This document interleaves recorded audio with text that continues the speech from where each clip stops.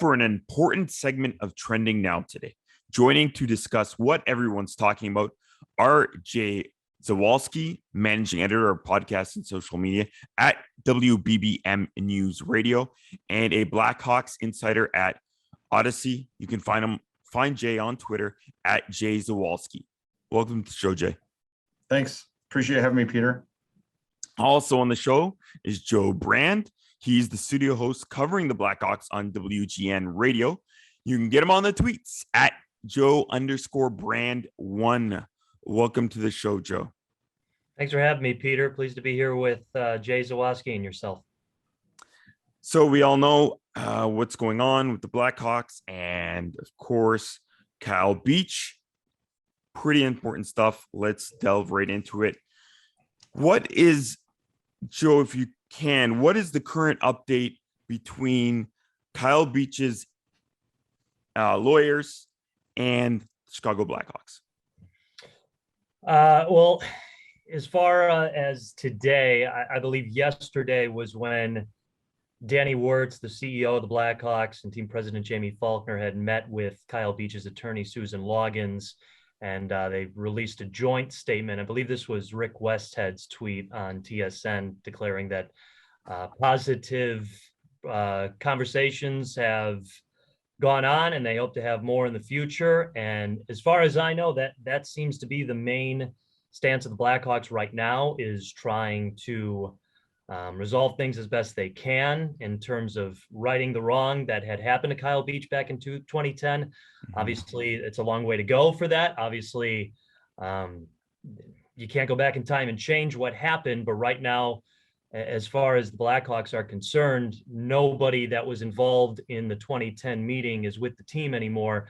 So all they can do is try to make sure that this doesn't happen in the future. And so far, it seems like they've taken the right steps to do so. But clearly, a lot of details of this situation and other ones seem to constantly be coming out day after day. So it's just kind of an ongoing situation, and everyone is just trying to do their best in terms of making sure this doesn't happen again, but also holding the people that made it happen responsible. You mentioned there that nobody's a part of the organization. Two players are, and of course, that's Patrick Kane and Jonathan Toews, and important team players. Of course, they were younger at the time, but they're much older now. Their statements, or at least lack thereof, by Patrick Kane, and of course, not to response from Jonathan Toews, of him kind of, saying a little bit to Kyle Beach, but also backing up Stan Bowman. Jay, what should have they had done? Did they miss the boat here? Can they do better? Well, over the last couple of days after the last game, after his hat trick, Patrick Kane met the media and sort of corrected his poor tone from last week. And then today, Jonathan Toews did the same thing. I don't know if PR got to them. I don't know if they sort of reflected on what they said. But both of them have, since their poor comments, come back and sort of recorrected those things. And I think, it's never too late to learn from your mistakes. But I think, two guys who have been talking to the media for as long as they have, and look, say what you want about John McDonough, but he taught people how to talk to the media, right? That was one of the things that he focused on, was we will not come off poorly in the media ever. And those guys should have known better. And I think what frustrates me the most is that that's where they went naturally, especially Jonathan Toews, who his body language throughout the entire press conference was very standoffish and kind of angry and defiant, and seemed kind of irritated by the questioning that was happening. And as a captain of the team, he had to know those things were going to come. He was captain of the team when these things were happening to Kyle Beach. So for him to act, 10 years after the fact, 11 years after the fact, and, a couple days after the report comes out, for him to act as put off by the whole thing as he came off was very upsetting to me. And regardless of what he said today, it just kind of rings hollow. It rings like someone must have gotten to him and told him what to say. It's just frustrating. And it kind of just illustrates that Kyle Beach didn't matter much to people. You know, they must not have deemed him important enough. And look, it had this horrible thing happen to Nicholas Hjalmarsson or David Boland or whoever, you can bet your ass it would have been nipped in the bud right away. But because Kyle Beach was periphery and not really going to have an impact on the playoffs, they decided to put it off and brush it under the rug. And, you know, say what you want about their age at the time. Look, when I was 22, 23, I was an idiot too. But with 11 years to reflect on it and a report to read and an interview with Kyle Beach to watch, I hope that I would have reacted better than both of them did. Yeah, we all hope that many of us would have reacted better. And at the times, we don't understand how much of an impact this does. I feel that the years of certain issues that people have been through, but it's now with Akim Aliu, that situation, and of course, with Winnipeg's general manager, Kevin Cheveldayoff, kind of issuing a better statement in his remarks. I want to go back to now how people are kind of looking at these players, and especially Patrick Kane. He had a big hat trick in his first game back, and I don't think anybody really cared or wants to care for some of the members of the team and Patrick Kane. We tweeted out, at least my team did, at Blame Sports. How do you feel about Patrick Kane's hat trick? And almost zero cared. 65%, I believe, or more, don't care at all. And many don't know what to feel. Is that how it is right now with Blackhawks Nation, Joe? I think not knowing how to feel is a pretty fair term. There's a lot of Blackhawks fans that are kind of uncertain how to support the team right now if they want to continue supporting the team. Clearly, attendance has taken a bit of a hit with the sellout streak coming to an end. And past couple of days, we've been seeing more and more open seats.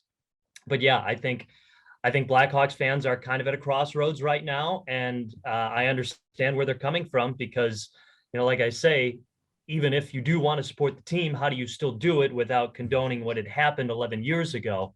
And if there's no Patrick Kane and Jonathan Toews on this team, I think it's a little bit easier to just go and support the team. But as you mentioned with their comments the past couple of days, you know, today and then right after Kyle Beach's original statement and interview with Rick Westhead, it puts fans in a tough spot. And I think that's what the organization is trying to figure out now too, how to respect fandom's difficult spot right now. They just recently postponed Marian Hossa's legacy night because basically it seems like anything that involves reflecting on 2010 now needs to be a time to reflect on what went wrong in 2010 rather than celebrating the accomplishments of that team. Because if they were to do that, it'd just be kind of tone deaf to everything that happened. So it's a very tough time for Hawks fans, and I understand it. I don't even think the organization is I think the organization understands that it's a tough time for them right now. So it's a tough time for the organization too to figure out the right way. And clearly, you know, you have to do what you can, make the steps forward to make sure this doesn't happen again.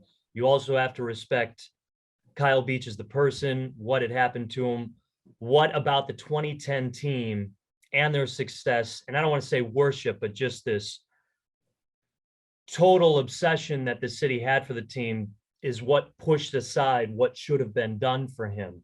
So to just go on and celebrate the 2010 championship again, you're kind of reliving that. So I think that's why the Hawks went that way of postponing some of those celebrations. Yeah, it's very important to do so.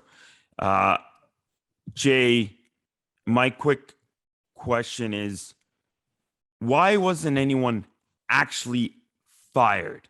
They were all let go. And also, why? I know they kind of went off with this, but I feel that, and a lot of people did, Kevin Cheveldayoff got let go easily. Yeah, I don't know what the legal reasons would be for, letting someone resign versus firing them. I know a lot of people have been hung up on that. I think what matters is the ultimate outcome. I think the Blackhawks looked at Stan Bowman and said, look, here's your choices. You can resign or we can fire you. And we're going to give you the option to resign because you've been here this long. As far as we know, aside from this moment where you had a giant lapse that's inexcusable, you've been a good person to our people and to our team and whatever. So we're going to give you this. It doesn't matter to me as long as they're gone. That's how I look at it. However they want to sign the paper, as long as they're gone, it's fine.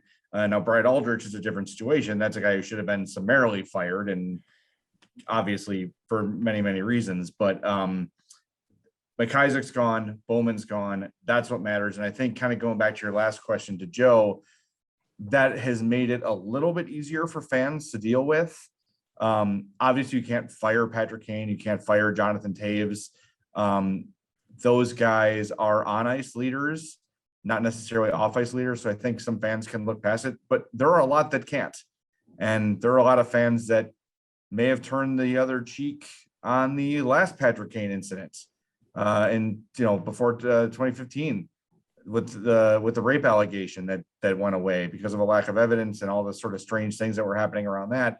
And now I think a lot of people are revisiting that in light of the Aldrich situation of like, oh wow, they covered that up. What else would they be able to cover up? Right. And it's kind of coming to a head for a lot of Hawks fans in the Akim Aliu thing, which was 2010 when he was with the Rockford Ice Hawks. So it was the same season as the Kyle Beach things were happening. Chris Block wrote about the Garrett Ross situation. There's just been a lot of things that have happened in this organization over the last 10 years that are really problematic. And look, I think if you were to dig, you could probably find something in every organization, but it's not an excuse. The Hawks need to be better for the way they talk about how they are as an organization, for the way they talk about their leadership on and off the ice. They're doing a poor job of showing it. The response since the report has come out has been correct. But when the allegations came out, they denied them and said there's no merit to these. So it's easier to do the right thing when you're caught red-handed. It's different to do the right thing when it's a little bit tougher. And hopefully from here on out, they'll start doing the right thing from Jump Street. I want to thank Westhead for such an important integral piece he's been to helping Kyle Beach and his situation. Lastly, Joe, if you can touch on this one. Coach Q, Joel Quenneville, was let go of the Florida Panthers. Basically, what will he ever get a job back in the NHL? Do you feel? I feel like it's hard to say he will. After resigning, or I should say before resigning, he had the conversation with Gary Bettman. It was Joel Quenneville's decision to resign. Gary Bettman agreed with it. If he ever does want another job in hockey, he'll have to revisit another conversation with Gary Bettman. Same goes with Stan Bowman. But I think it's really tough for anybody to see these guys coming back into hockey at this situation because they are the ones in charge in that situation. And when something like this just kind of allows to happen and the inaction that goes on is going to be remembered, especially, like Jay said, when you get caught red-handed, it just seemed like there were way too many opportunities to put this away when the time had happened. And people question people's morals in those situations. And if that is what gets exposed, it's going to be really hard to see Joel Quenneville get another job in hockey. Clearly Hawks fans loved him while he was here. I'm sure there's plenty of Hawks fans that still love him, but there's a lot more that are having a real tough time with all this and being able to appreciate a guy with all of these investigation findings that have come out that no one was able to step in and do the right thing, Joel Quenneville included. So I think it'd be very hard to see Joel Quenneville coach anywhere else. We could talk about this for hours at time. I do hope more people put eyes on the situation. We learn from this. Many organizations, there's changes in hockey happen. We're sorry for you, Kyle Beach. Again, you can find them on Twitter at Joe_brand1 for Joe, and for Jay at Jay Zawaski. Next up on the show, Maple Leafs team ISO this week. We're going to be chatting with Nick Barden and Alex Hobson, talking the needs of the Buds. Again, thank you, gentlemen, for this. Thanks, Peter. Thanks, Peter.